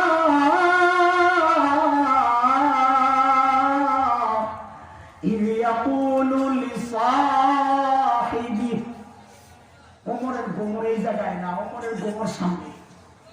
নবী বলেন, আবু বকর লা তাহজান ইন্নাল্লাহা মা'ানা, আবু বকর আপনি ঘাবড়েন না, আল্লাহ আমাদের সাথে আছে। ওমর কয় সাথে কারবার, আবু বকর চলে গেছে ধরাফর ভাই। কেন? আমার সম্পর্কে নবীর মূল্যায়ন, আমার লেভেল কি নবীর সাথে, আমার সম্পর্কের লেভেল কি, নবী কি বলেছেন? নবী বলেছেন, লাউ কানা বাদি নবিয়্যুন লাকানা ওমর, আমার পরে যদি কেউ নবী হতো ওমর হতো। কে হতো? ওমর। আচ্ছা বলেন তো এই হাদিস কি প্রমাণ করে মর্যাদা বেশি কার, আবু বকরের না ওমরের? ওমরের। আবু বকরের হলে তো নবী বলতেন আমার পরে যদি কেউ নবী হতো তো আবু বকর। নবী তো এটা বলেন নাই, কি বলেন? আমার পরে নবী হলে কে হতো? আমি অনেক আগে, সে ছোটবেলায় এই হাদিস যখন শুনছি তখনই আমার কাছে লাগছে কি, আমরা তো জানি নবীদের পরে সমস্ত দুনিয়ার মানুষের মধ্যে আদম থেকে এই পর্যন্ত নবী বাদ দিলে যত মানুষ আছে সমস্ত মানুষের মধ্যে সবচেয়ে মর্যাদার মানুষ হচ্ছেন আবু বকর। অথচ এই হাদিস প্রমাণ করে মর্যাদা বেশি কার? ব্যস্ত লাগছে, খুঁজি অনেক খুঁজছি জবাব। আহারে আমাদের অনেক ছোট ভাইরা বয়ানের ময়দানে আছে, কাজ করে, এলেম কালাম তো আমাদের চেয়ে আলহামদুলিল্লাহ বেশি, বয়সের কারণে অভিজ্ঞতার কারণে আমাদের কাছে পরামর্শ চায়, ভাইজান কোন তাফসীর মোতালা করলে ভালো হয়, সময়ের কথাগুলো বলা যায়। তা আমি বলি এই নানান তাফসীর দিয়েছে ঘুরা মাথা নষ্ট করো না। আল্লাহ আমাদেরকে এক বড় নিয়ামত দিয়েছেন, আকাবির উলামায়ে দেওবন্দ, তাদের কিতাবগুলো পড়ো, আমাদের বড়দের কিতাবগুলো পড়ো, সমস্ত তাফসীরের নির্যাস পাওয়া যায়। আমি নিজে এর থেকে উপকৃত, এই জন্য বলতেছি, খুঁজতেছি এই জবাব, খুঁজতে হাকিমুল উম্মতের বয়ান সংকলন মালফুজাত হাকিমুল উম্মতে পেয়ে গেছে। হাকিমুল উম্মত লেখেন যে না, এই হাদিস ওমরের মর্যাদা বুঝায় না, এই হাদিস আবু বকরের মর্যাদাই বুঝায়। বলে কেন? হাদিস খেয়াল করো তাইলেই বুঝবা। নবী বলেন লাউ কানা বাদি নবিয়্যুন লাকানা ওমর, এই হাদিস বলার ক্ষেত্রে একটা গলত মশহুর আছে, ভুল মশহুর, নবিয়ান পড়ে, নবিয়ান না, নবিয়্যুন, কানার ইসিম খবর জরফ বাদি মুকদ্দম হয়ে গেছে। নবী বলেন লাউ কানা বাদি নবিয়্যুন লাকানা ওমর, আমার পরে যদি কেউ নবী হতো, কবে বলেন? কবে? তার মানে ওমর বুঝা গেছেন নবীর সাথে আমার সম্পর্কের লেভেল হচ্ছে বাদিয়তের আগে আর পরে। নবী বলেন ওমর আমি আগে, আপনি আপনার সাথে আমার সম্পর্কের লেভেল কি? বাদি বাদি। আপনি কই কই কই কম কম কই পিছনে অমরকার খাইছে কামবাদ। আবু বকর সারা জিন্দেগি আমি আমল করে পাইলাম বাদিয়তের মুকুট। নবী কয় ওমর আপনি আমার পিছনে পেছনে। আর আবু বকর 3 দিন থাকছে মাত্র। নবী কয় আবু বকর লা তাহজান ইন্নাল্লাহ মা'ানা। আবু বকর আপনার সাথে কিন্তু আমার সম্পর্ক বাদিয়তের না, মা'ানা মাইয়তের সাথে সাথে সাথে। মানে কি? যে নবী বলছে আমার পরে যদি কেউ নবী হতো আবু বকর ওমর হতো, আর আমার সাথে সাথে মুসা আর হারুনের মতো আমার সাথে সাথে যদি কেউ নবী হতো তো আবু বকর হতো। এই উমর বুঝেছেন, উমর আবু বকর বুঝেন নাই। আবু বকর কি বোকা না চালাক? আবু বকর সরল সোজা, তাই না? আবু বকর বুঝেন নাই উমর। আজ থেকে 10-12 বছর আগে সর্বপ্রথম হাকিমুল ইসলাম কারি তৈয়ব রহমতুল্লাহ আলাইহির এক কিতাবে যখন আবু বকরের জবাবটা আমি পড়ি, ভাই আল্লাহকে সাক্ষী রেখে বলছি, আবু বকরের জবাবটা পড়াই আমি সাথে সাথে কেঁদে গেছি। আরে কি মানুষ আবু বকর, কি মানুষ আবু বকর। ওমর যখন বললেন আবু বকর ওই 3 দিন আমারে দিয়ালাম, আমি সারা জিন্দেগির আমল দিয়ে দেব। আবু বকর বলেন কি জানেন? ওমর বলেন কি আপনি? আমি দোস্ত বলেন কি আপনি? এই 3 দিন যদি আপনারে দিয়ে দেই ভাইরে, আমার আর জীবনে থাকে কি? আমি তো জীবনে কিছু করতে পারি না, এই 3 দিনই তো আমার পুঁজি। আবু বকর বলে জীবনে কিছু করে নাই তো কষ্টে কি করেন নাই আবু বকর, কি করেন নাই আবু বকর। হ্যাঁ, হিজরতের সময় নবী আলাইহিস সালাম আবু বকরের ঘরের দরজায় খালি টোকা মারছেন, সাথে সাথে দরজা খুলে গেছে। নবী তো অবাক হয়ে গেছেন, আবু বকর ঘুমান নাই আপনি? তা আবু বকর জবাব দেন, ইয়া রাসূলুল্লাহ, ওই যে 6 মাস আগে বলছিলেন আবু বকর বের হওয়া লাগতে পারে, ওগো আল্লাহর হাবিব, সেই দিন থেকে আজ পর্যন্ত এই দরজাটারে বালিশ বানায় দাঁড়ায় দাঁড়ায় ঘুমাইছে। আর আবু বকর বলেন কিছু করতে পারি না। কি করেন নাই? হ্যাঁ, যা ছিল সম্পদ সব শেষ করে গেছে। তবুকের যুদ্ধে নবী চাঁদা চাইছেন, আর কার কাছে কি আছে নিয়ে আসো। ওমর তো খুশি আজকে দিছে তো, কারণ আজকে হারায় দিব আবু বকর। ওনার তো মাথায় খালি ঘুরে কেমনে আবু বকরে আনে চান্দার ব্যাপার আসছে। আবু বকরের ঘরে তো নাই কিছু, আমি কি আমার ঘরে, ওমরের ঘরে তো অনেক কিছু তা না, আবু বকরের তুলনায় ভালো কিছু আছে। দৌড়ে ঘরে যায়, যা ছিল সব নামায় রয়েছে। 2 ভাগ করছে, 1 ভাগ ঘরে রাখছে, আরেক ভাগ নবীর দরবারে, ইয়া রাসূলুল্লাহ আমার চাঁদা। নবী জিজ্ঞেস করতেছেন, ওমর মাপ কাইতা ঘরে কি রেখাইলে? ওমর তো প্রশ্ন শুনে গেছি আজকা ভাইয়া কেন? যদি কইতো কি লই আইছেন তাহলে আমি জিততাম, আমার পোটলা বড়, আবু বকরের পোটলা ছোট। নবী জিজ্ঞেস করতেছেন মাপ কাইতা ঘরে রাখাইছেন কি? আর আমি তো অর্ধেক রাখাইছি, আবু বকর কিছু রাখা আসবে বলে তো মনে হয়। সাইয়েদনা আবু বকর আসতেছেন, ছোট্ট একটা পোটলা, নবীও তাকায় দিয়েছেন। এখানে রিওয়ায়াতের কিছু দুর্বল বর্ণনা আছে, চট করে আসছেন, আরো অনেক কিছু আছে, এগুলো বললাম না, দুর্বল। আবু বকর আসতেছেন, তো নবী জিজ্ঞেস করছেন আবু বকর মাপ কাইতা ঘরে কি রেখে আসছেন? আরে আবু বকরের জবাব কি শুনবেন? আবু বকরের ছোট্ট মেয়ে হযরত আসমার জবাবটা আগে শোনেন। কি পরিবার আল্লাহ বানাইছেন। নবী আর আবু বকর যখন হিজরত করে মদিনার পথে, আবু বকরের বাবা হযরত আবু কুহাফা তখনও মুসলমান হন নাই। তিনি মক্কা বিজয়ের দিন মুসলমান হয়েছেন। আবু কুহাফা আবু বকরের সাথে সম্পর্ক ছিন্ন, ছেলে বেঈমান হয়ে গেছে ওনার দৃষ্টিতে, ছেলের সাথে কোনো সম্পর্ক নাই। কিন্তু নাতিপুতির জন্য মায়া তো লাগে, রক্ত তো এক, দাদা তো সইতে না পাইলে আসছে না, আর এগুলো না জানি না খায় মরতেছে। ছোট্ট আসমার ডাক দিয়ে জিজ্ঞেস করতেছে, দাদু ভাই ঘরে তো মনে হয় কিছু নাই, মাকে জিজ্ঞেস করো কি লাগবে। ওই ছোট্ট আসমা জবাব দেন, দাদু ভাই আপনি চিন্তা করেন না, আব্বা যাওয়ার সময় ঘরে যথেষ্ট পরিমাণ রেখে গেছে। আবু কুহাফা শুই না চলে গেছে। কিছু দূর যায় আবু কুহাফার মাথায় আসছে, আরে আমার ছেলে আবু বকরকে তো আমি চিনি। সন্তানের চরিত্র সম্পর্কে সবচেয়ে ভালো জানেন বাবা মা, তাই না? আবু বকরকে তো আবু কুহাফা চিনে, আমার ছেলে যে পাগল, ওই পাগল আমার ঘরে যথেষ্ট পরিমাণ রেখা যাবে, এটা কোন কথার মধ্যে কোনো ঘাপলা আছে? আবু কুহাফা আবার ফেরত আসছে, আবার আসছে। আয়েশা হযরত আসমাকে দেখে জিজ্ঞেস করতেছেন, দাদু ভাই বুঝলাম ঘরে যথেষ্ট পরিমাণ রেখে গেছেন, বাবা একটু বলো না কি রেখে গেছে? হযরত আসমা জবাব দেন, দাদু ভাই আব্বা যাওয়ার সময় ঘরে আল্লাহ আর তার রাসূলকে রেখে গেছে, আমাদের জন্য ওইটাই যথেষ্ট, আপনি টেনশন করুন। ছোট্ট বাচ্চার জবাব যদি এই হয়, তো বাবা আবু বকরের জবাব কি হইতে পারে?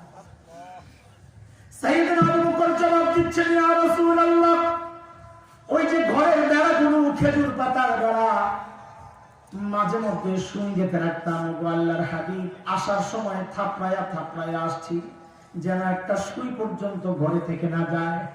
ওগো আল্লাহর হাবিব আসার সময় একটা সুই পর্যন্ত রেখে আসি নাই, আসার সময় কেবল আল্লাহ আর তার রাসূলকে রেখে আসছি। ওই আবু বকর বলতেছেন, ওমর জীবনে তো কিছু করতে পারি নাই, 3 দিন দিয়ে দিলাম, থাকি কি আমার? আর আমরা ভাবি কত কিছু করছি, আল্লাহ জান্নাত মনে হয় কয়েকটা রেডি করে রাখছে। চলেন, অনেক রাত হয়ে গেছে, ওই যে বুড়ির বাড়ির সামনে থেকে আপনাদেরকে আনছিলাম, মনে আসেনি?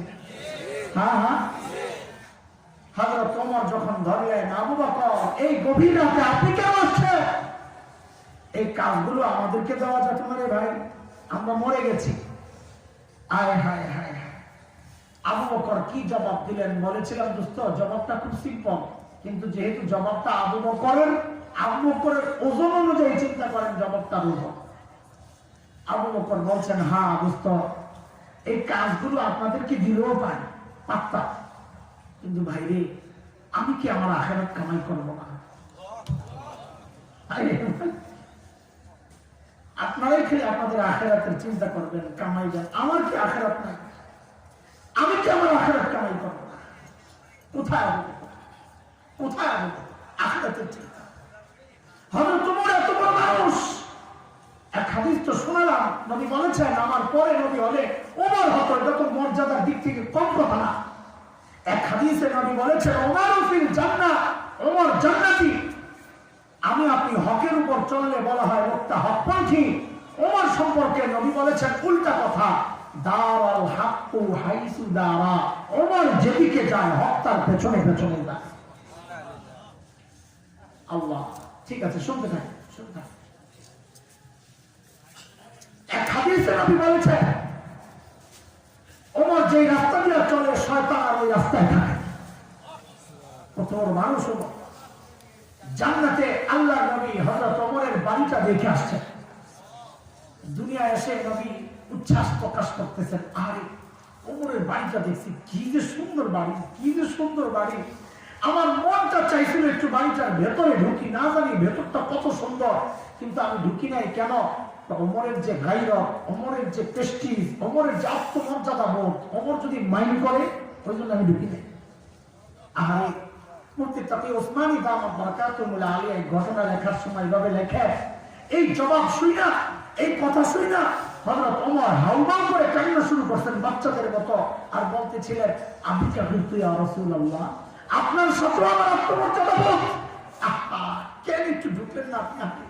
কেন একটু ঢুকে দেখে আসলেন না আমার ভেতর বাড়িটা কেমন? একটু কেন ঢুকলেন না? এত বড় মানুষ ওমর, অথচ আখিরাতের ভয় আর ফিকির কলিজায় কিভাবে ঢুকছে? মৃত্যু যন্ত্রণায় কাতরাচ্ছে, জীবন সায়ানি অপরিত হযরত সাইয়েদনা ওমর। আবু লুলু ইহুদির মাজুসির ছেলে, কেউ কেউ বলেছেন ইহুদির ছেলে, মাজুসির ছেলে আবু লুলু বিষাক্ত খঞ্জর দিয়ে যখন ফজরের নামাজের সময় হযরত ওমরের পেটের মধ্যে চালাক নারীগুলি বের হয়ে গেছে, কাপড় দিয়ে পেঁচাওয়া হযরত ওমরকে শোয়া দেওয়া হয়েছে। হযরত ওমর বেহুশ, একজনের কোলে মাথা, একটু হুশ ফিরছে, তো নামাজের খবর নিছেন। দ্বীনের ব্যাপারে ওমর কতটা সিরিয়াস ছিলেন, এই অবস্থায় দেখেন দরজার কাছে এক ছেলের কাপড় টাকনুর নিচে, নিজের এই অবস্থা, তারপরও ডাক দিচ্ছেন, ওই কাপড় টাকনুর উপরে উঠা। এরপর কি করলেন হযরত ওমর? আরে এত বড় মানুষ ওমর কোন থেকে মাথাটা সরায়া নিচে ফ্লোরে রাখলেন। ফ্লোরটা কি ছিল? পাকা, টাইলস করা, মোজাইক, মার্বেল, কি ছিল বলেন না? কি ছিল? মাটি।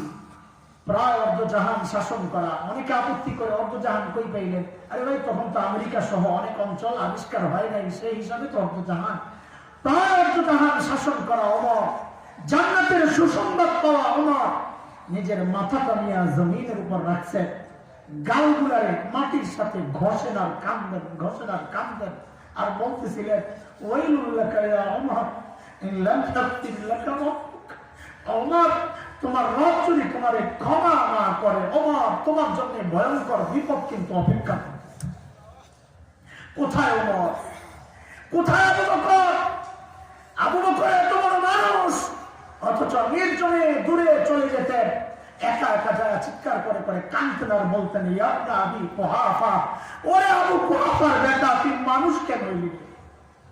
তুই মানুষ কেন হইলি? এখন হিসাব কে নিয়ে দিলিস? গাছ দেখলে কাঁদতেন আবু বকর, ইয়া লাইতানি কুনতু ওয়ারাকা মিনাস শাজারা তুদাত অতুকাল। হায়, মানুষ না হয়ে যদি গাছের পাতা হইতাম তো জীবজন্তু আমার চাবায়া চাবায়া খায়া ফেলতো, আমার আর হিসাব দেওয়া লাগতো। কোথায় আবু বকর? কোথায় ওমর? আরে এমন আখিরাতের চিন্তা তো হওয়ার কথা ছিল আমার মতো জালিমের, অথচ আমি তো বটেই। অধিকাংশের চেহারার দিকে তাকাইলে মনে হয় না মানুষটার আখিরাতের ফিকির আছে, ভয় আছে। কেন রে ভাই, আমি জানতে চাই কেন এমন হয়ে গেল? হ্যাঁ বলেন না, কেন এমন হয়ে গেল? আরে কে আমাকে আপনাকে গ্যারান্টি দিল যে আমাদের মৃত্যুর যন্ত্রণা হবে না? আরে ওমর তো গ্যারান্টি পাওয়া মানুষ, আমাকে আপনাকে কে গ্যারান্টি দিল যে আমাদের কবরে আযাব হবে না? ওমর তো গ্যারান্টি পাওয়া মানুষ, ওমর ফিল জান্নাহ। আবু বকর তো গ্যারান্টি পাওয়া মানুষ, আবু বকর ফিল জান্নাহ। আমাকে আপনাকে কে গ্যারান্টি দিল যে আমরা জান্নাত পাওয়া যাব? কেন এমন অবস্থা? বলে চুল পাইকা সাদা গুনাহ ছাড়তে পারি না, দাড়ি পাইকা সাদা কোনো গুনাহ ছাড়তে পারি না। কবে ছাড়বে? আমি জিজ্ঞেস করি, রে বাপ রে মা, কবে ছাড়বে? কবে খালেকের হবে? বলে এরে যুবক, আয় কি আমার কাছে, তোর পাও করে দে, আমি একটু ধরি, ধরিয়া বইয়া যায় গুনাহ ছাড়, গুনাহ ছাড়, না ছাড়। তুই ভাবিস না তোর মৃত্যু এখন অনেক দেরি আছে? আরে কে জানে এই মজলিসে এমন মানুষ আছে যার কাপড়ের কাপড় দোকানে এসে পড়ছে। এমন হইতে পারে কালকে খবর পাইতে পারে বয়ান করে গেল মাওলানা হাসান জামিল তো দুনিয়ায় নাই। কোন ভরসায় ঘুরতেছেন এইভাবে বলেন? হ্যাঁ, কোন ভরসায় ঘুরতেছেন? কি আছে পুঁজি? আর কি আছে পুঁজি? বলেন কি করছে? কি করছে? হ্যাঁ, আপনাদের হালত তো জানে নাই, আমি তো বড় ভয়ে আছি। যৌবনের 32টা বছর শেষ করলাম। প্রতিদিন যদি একবার করে সুবহানাল্লাহ পড়তাম, আমল নামায় কতগুলো সুবহানাল্লাহ পাইতাম। প্রতিদিন যদি 2 রাকাত করে নফল নামাজ পড়তাম, আমল নামায় কতগুলো নফল নামাজ জমা হতো। কই কই ঘুরলাম, কি করলাম না করলাম, না জানি কখন ডাকাইছে। কি নিয়ে দাঁড়াবো মালিকের সামনে? ভাই বলেন না, কি নিয়ে দাঁড়াবেন? বলেন নিয়ে দাঁড়াবেন। ওই জন্য মালিক মায়া করে মহব্বত করে ডাকতেছেন, ইয়া আইয়ুহাল্লাযীনা আমানুত্তাকুল্লাহ ওয়াল তানজুর নাফসুম মা কদ্দামাত লিগাদিন ওয়াত্তাকুল্লাহ।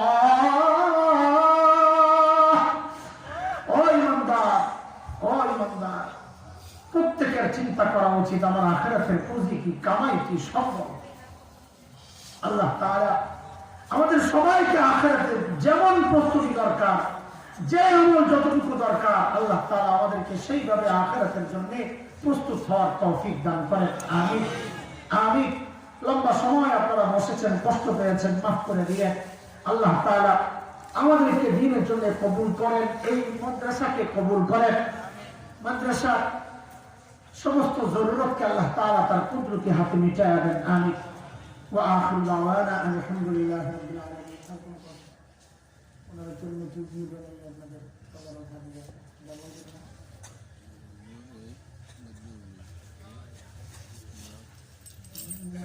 বসবেন না আপনার বিশৃঙ্খলা আগে বলে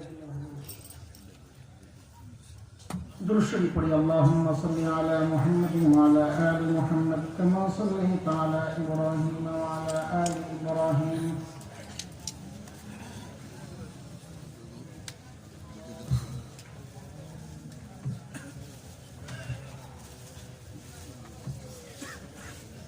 إنك حميد مجيد اللهم بارك على محمد وعلى آل محمد كما باركت على إبراهيم وعلى آل إبراهيم إنك حميد مجيد اللهم بارك على محمد وعلى آل محمد كما باركت على إبراهيم وعلى آل إبراهيم إنك حميد مجيد أستغفر الله ربي من كل ذنب وأتوب إليه لا حول ولا قوة إلا بالله العلي العظيم أستغفر الله ربي من كل ذنب وأتوب إليه لا حول ولا قوة إلا بالله العلي العظيم أستغفر الله ربي من كل ذنب وأتوب إليه لا حول ولا قوة إلا بالله العلي العظيم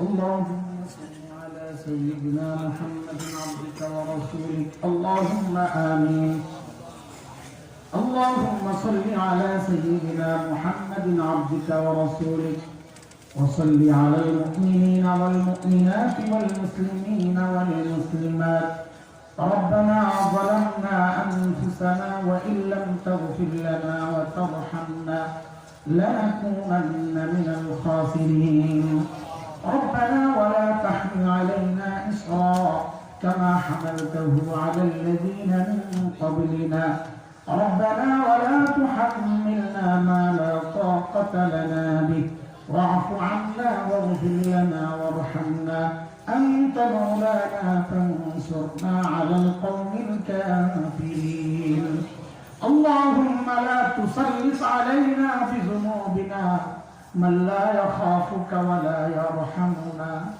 اللهم لا تسلط علينا بذنوبنا من لا يخافك ولا يرحمنا واغفر لنا قبل ذلك اللهم إنا نعوذ بك من الهم والحزن والعجز والكسل والبخل والجبن وغلبة الدين وقهر الرجال يا رب البيت العتيق أعتق رقابنا ورقاب آبائنا وأحبابنا وأزواجنا وذرياتنا من النار رب ارحمهما كما ربياني صغيرا رب ارحمهما كما ربياني صغيرا رب العالمين আল্লাহ দীর্ঘ সময় মালিক দিনের এই মজলিসে আমরা বসেছিলাম আল্লাহ কোরআনুল কারীমের তিলাওয়াত হয়েছে দুরূদ ও সালাম পাঠ করেছি ইস্তিগফার করেছি মালিক আমাদের আমলগুলো ত্রুটি মুক্ত নয় আমরা জানি আল্লাহ ভুলগুলো ক্ষমা করে আমলগুলোকে কবুল ও মঞ্জুর করে দেন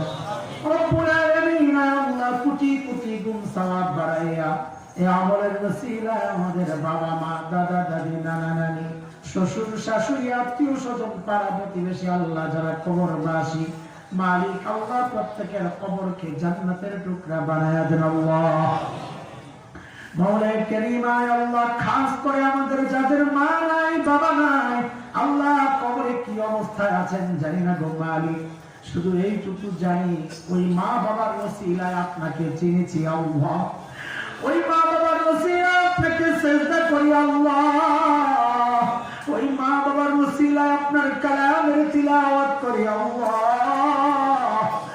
ঘরে ছোটবেলায় দেখেছি ভালো একটা খাবার তৈরি হইলে আমাদের মুখে না দিয়া যারা কোনোদিন খান নাই ওই বাবা মা কবরে শুয়ে আছেন আল্লাহ আমাদের সকলের বাবার কবরগুলোকে জান্নাতের টুকরা বানায়া দেন আল্লাহ আল্লাহ যারা বেঁচে আছেন তাদেরকে সুস্থ সুন্দর নেক হায়াত ঈমানি জিন্দেগি দান করেন আল্লাহ মাওলা কারীম আল্লাহ আমাদের সন্তানদেরকে নেককার দিনদার মুত্তাকি পরহেজগার বানায় দেন আল্লাহ। আল্লাহ দুনিয়ার পেরেশানির কারণ বানায়েন না, আখিরাতের আযাবের কারণ বানায়েন না। আমাদের মৃত্যুর পর আপনার রহমতের দুয়ারে ভিক্ষার হাতগুলো পেতে রব্বির হামহুমা পড়নেওয়ালা বানায় দেন আল্লাহ। আল্লাহ সুস্বাস্থ্য দান করেন, মুসিবত থেকে হেফাজত করেন। মাওলা কারীম, যারা অসুস্থ আল্লাহ আপনি সুস্থতার নিয়ামত দিয়ে দেন। আল্লাহ আমাদের এক ভাই তার মেয়ের জন্য দোয়া চেয়েছেন, মালিক আল্লাহ, আয় আল্লাহ তার দিলের নেক মাকসাদ আপনি পুরা করে দেন। আল্লাহ শাহিন ভাই তার জন্য দোয়া চাওয়া হয়েছে, মালিক তাকেও আপনি কবুল ও মঞ্জুর করে নেন। মাওলা কারীম, আয় আল্লাহ যারা ঋণগ্রস্ত ঋণ থেকে মুক্তি দিয়ে দেন। আল্লাহ ভাবি মানুষের অভাব দূর করে দেন। আল্লাহ বেকারদের কাজের ব্যবস্থা আপনি করে দেন। আল্লাহ কৃষকের ফসলে বরকত দিয়ে দেন। আল্লাহ ব্যবসায়ীদের ব্যবসায় বরকত দিয়ে দেন। মাওলা কারীম, আমরা যারা হাত উঠাইছি মালিক আল্লাহ অপরাধী হয়ে হাত পাচ্ছি, সবার খবর আমার জানা নাই, নিজের খবর বড় জানা। আল্লাহ এত গুনাহ, এত গুনাহ, এত গুনাহ, হাত পাততে তো লজ্জা লাগে, কিন্তু করবোটা কি? যাব কই? গুনাহ তো করে ফেলছি গো মালিক, এখন তো যাওয়ার আর কোনো জায়গা নাই। তাই তো গুনাহ করে করে বেহায়ার মতো আপনার দুয়ারে ফেরত আসি। আল্লাহ তারা দিয়েন না, মাফ করে দেন মালিক, মালিক মাফ করে দেন, দেন মালিক, দেন মালিক, মাফ করে দেন। আল্লাহ মাফ করে দেন, আল্লাহ মাফ করে দেন, আল্লাহ মাফ করে দেন।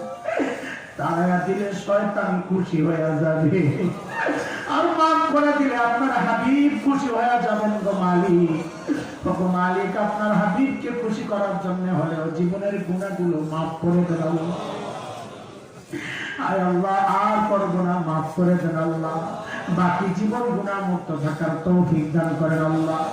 আল্লাহ এই মাদ্রাসাকে আপনি দারুণ দাওয়াতের মতো কবুল মঞ্জুর করেন। মাদ্রাসার ছাত্রদেরকে যুগের মাদানী, যুগের থানবী বানায় দেন আল্লাহ। মাদ্রাসার নূর, হেদায়েতের নূর গোটা এলাকায় ছড়ায় দেন আল্লাহ। মাদ্রাসাকে গোটা দুনিয়ার হেদায়েত আর ইলমের মার্কাজ বানায় দেন আল্লাহ। মাদ্রাসার সমস্ত জরুরতকে আপনারা কুদরতি হাতে মিটায় দেন আল্লাহ। আজকের এই সুন্দর আয়োজনে অর্থ দিয়ে, সময় দিয়ে, শ্রম দিয়ে, পরামর্শ দিয়ে আল্লাহ যারা সহযোগিতা করেছেন মালিক আল্লাহ প্রত্যেকের সহযোগিতাকে আপনি নাজাতের জরিয়া বানায় দেন আল্লাহ। মাওলা কারীম, আপনার কাছে আমাদের একটা আরজি, ওগো মালিক মৃত্যু যন্ত্রণা দিয়েন না আল্লাহ। মৃত্যু যন্ত্রণা থেকে পানাহ চাই, কবরের আযাব থেকে মাফ চাই, হাসরের পেরেশানি থেকে মাফ চাই, জাহান্নাম থেকে বাঁচতে চাই, আপনার আরশের নিচে ছায়া চাই, আপনার হাবিবের কাউসারের পানি চাই, আপনার হাবিবের শাফাআত চাই। আল্লাহ যে আমল করলে নিয়ামত নসিব হবে, ওই আমলের তৌফিক আপনি দিয়ে দেন আল্লাহ। মাওলা কারীম, আজকের এই সুন্দর আয়োজনে অর্থ দিয়ে, সময় দিয়ে, শ্রম দিয়ে, পরামর্শ দিয়ে যারা সহযোগিতা করেছেন, মাদ্রাসা পরিচালনায় যারা সহযোগিতা করছেন, আল্লাহ সকলের আমলকে নাজাতের জরিয়া বানায় দেন আল্লাহ। আল্লাহ এই মজলিসকে আপনি কবুল করেন আল্লাহ। প্রত্যেকের দিলের নেক আরজি পুরা করে দেন। জানি না কে কি হাজত নিয়ে আপনার কাছে হাত পেতেছে গো মালিক আল্লাহ। ওই সাদা দাড়িওয়ালা মুরব্বির চোখের পানির ওসিলায়, ওই ছোট্ট মাদ্রাসার ছাত্রের চোখের পানির ওসিলায়, ওই নেককার দিনদার যুবকের চোখের পানির ওসিলায় আল্লাহ আমাদের দোয়াগুলোকে কবুল ও মঞ্জুর করে দেন। وصلى الله على سيدنا محمد وآله وصحبه أجمعين. سبحان ربك رب العزة عما يصفون وسلام على المرسلين والحمد لله رب العالمين.